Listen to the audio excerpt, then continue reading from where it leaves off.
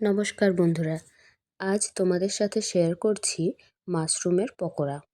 Normally আমরা যেই রকম পকোড়া খেয়ে থাকি, এই রেসিপিটা কিন্তু তার থেকে একটু অন্যরকম। গরম চা কিংবা গরম ভাত দুয়ের সাথেই কিন্তু জমে যাবে। প্রথমেই মাশরুমগুলোকে ভালো করে ধুয়ে পরিষ্কার করে আমি কেটে নিয়েছি।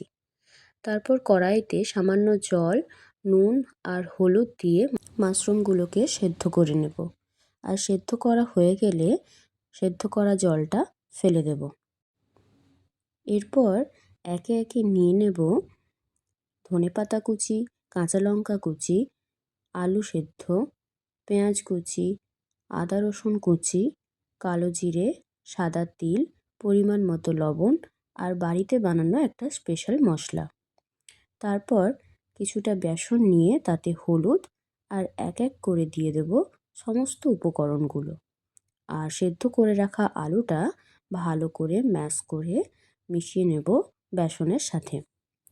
এখানে কিন্তু আমরা জল দিয়ে ব্যাটারটা তৈরি করব না।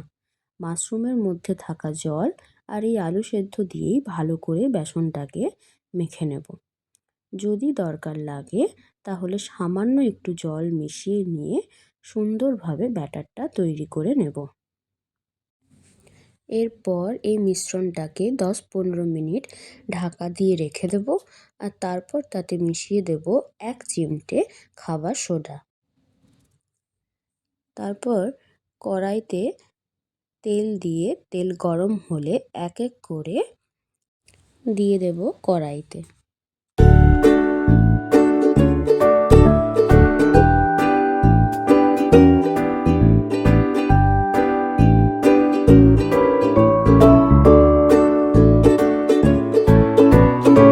এরপর ভালো করে দুই দিক উল্টে পাল্টে এইরকম লাল করে ভেজে নিলেই তৈরি আমাদের মাশরুমের পকোড়া। তোমরা অবশ্যই এটা বাড়িতে ট্রাই করো আর কমেন্ট করে জানিও তোমাদের কেমন লাগলো।